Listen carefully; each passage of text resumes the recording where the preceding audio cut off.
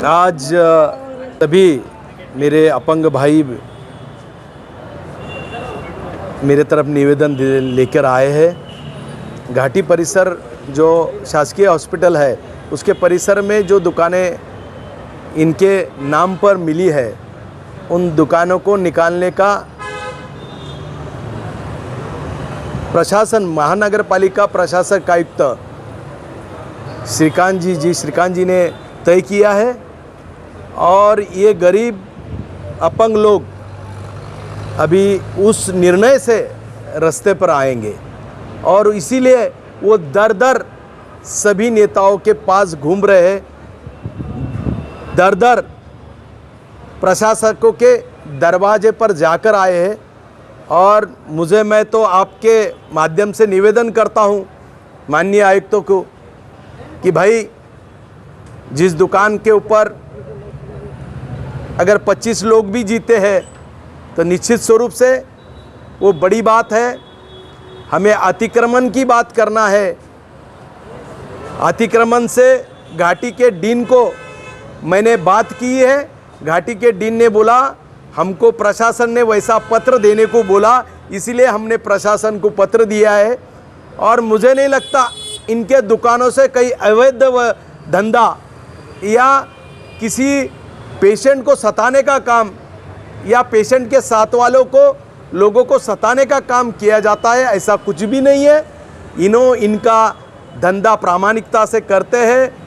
अक्सर कुछ अपंग लोग बैठ नहीं सकते हैं दुकान पे, इसलिए उनके नज़दीक के रिश्तेदार या तो उनके पास वाले लोग अपने दुकान चलाते हैं और वो दुकान चलाने के वजह से उनकी रोजी रोटी इन लोगों की चलती है। तो मैं आयुक्त से निवेदन करता हूं कि बहुत सारा अतिक्रमण निकालने के बहुत सारे नेताओं के बंगले हैं, नेताओं के दुकाना है, नेताओं के रास्ते पे ऑफिसेस है, पहले वो चुन के निकालो।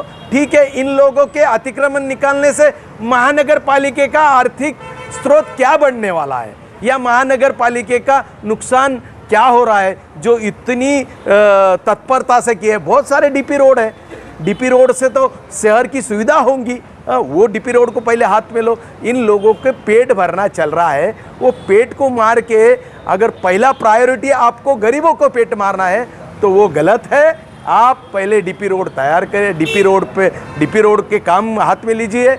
अतिक्रमण के लिए बहुत सारे नेताओं के घर रास्ते पे रहे, उनको छीन के लेकर वो कोई पक्षकार हो, मैं ये नहीं बोलता हूँ, लेकिन बिलौजी ये जो अभियान चल रहा है ये गलत है। मैं उनको निवेदन दिया है, मैं अभी बात करने वाला हूँ कि आप इसको रुकाओ। ये देखो, कायदे के अंदर तो कोई भी खड़ा नहीं रह सकेगा। अगर आपने सही कायदे की परिभाषा रखे तो कोई भी यहाँ प्रशासक अधिकारी या नेता काम नहीं कर सकेगा। लेकिन इंसानियत जिंदा रखे, कुछ लोगों को जीना अपने को देना पड़ेगा। और इसीलिए मैं फिर से विनती करता हूँ कि सरकार गरीबों की है और गरीबों के हक के लिए लड़ने वाली सरकार है। और ये गरीबों के सरकार में अगर आप बोलेंगे कि धंधा दूसरे लोग करते हैं, अपंग लोग करते नहीं, उनकी अगर धंधा उनके नाम पे होता है वो खड़े नहीं रह सकते हैं, लेकिन उनको जो पैसा मिलता है महीने को वो बेचारों का घर चलता है। आखिर आप उसके घर पेट पे लात मार रहे हैं ना। तुमको लग रहा है ठीक है कोई अवैध धंधे चल रहे हैं, उसकी पुलिस रिपोर्ट निकालो, कुछ गलत काम चल रहे हैं उसकी रिपोर्ट निकालो। घाटी के डीन ने मैंने बात किया है, घाटी के डीन बोलता हमें तकलीफ नहीं है। मुझे ऐसा बताओ, लोगों को पकड़ के, पेशेंट वालों के रिश्तेदार को पकड़ के कोई तकलीफ भी है अगर दुकानदार दे रहे होंगे तो निश्चित रूप से कार्रवाई करना चाहिए। लेकिन जिसका पेट चल रहा है, दुकानें चल रही है, शहर अमन चैन से चल रहा है, उसमें ये बाधा क्यों? शहर अमन चैन से चल रहा है, निवडणूक लग गई है, चुनाव आ रहा है और चुनाव के माहौल में कुछ तो भी नया ये करने का जरूरत नहीं है। ठीक है, बाद में बैठक बुलाओ, फेरी वालों की बैठक बुलाओ। कौन से फेरी वाले के समिति को केंद्र सरकार ने फेरी वाली की समिति तय की है? कौन से फेरी वाली समिति को तुमने ख्याल में लेके किया? किस यूनियन को तुमने नजर लेके उनसे बैठक की और फिर ये निर्णय लिया? आप प्रशासक है, लेकिन प्रशासक होते हुए ये नहीं है कि शहर के आप मालिक हैं। मैं यही दरखास्त करूँगा, आपको विनंती करता हूँ, आप मेरे सरकार में है और मेरे सरकार में ये गरीबों की है और ये गरीब नहीं है तो वो भी दाखला दे दो कि ये लोग गरीब नहीं है, ये भी दाखला आपसे ले लूँगा। हाँ नहीं, जिस दिन ये गरीब नहीं लगे उस दिन उठा दो। लेकिन जो गरीब है, जिनके नाम पर लाइसेंस है, अगर वो गरीब नहीं निकला तो बाद में कार्रवाई करो। ये कैसा है?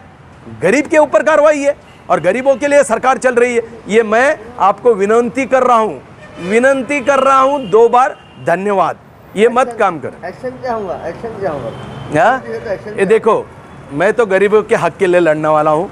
इस संभाजी नगर का विकास में मेरा गरीब भाई कहाँ बैठा है, उसकी रोजी रोटी कहाँ तय है, हाँ, उसको स्वाभिमान से जीना आता है नहीं आता, ये मेरा पहला प्रारूप है। फिर मेरा शहर का आराखड़ा दूसरा प्रारूप है। मेरा गरीब उसके स्वाभिमान से रोजी रोटी खाएगा, ये भूमिका भारतीय जनता पार्टी के मैं नेता बोल के है। खुद जाकर लोगों को बिठाएंगे वहाँ पर, पोजीशन देंगे। ये देखो, प्रशासक के कार्रवाई को मैं कायदे के हिसाब से उत्तर दूंगा।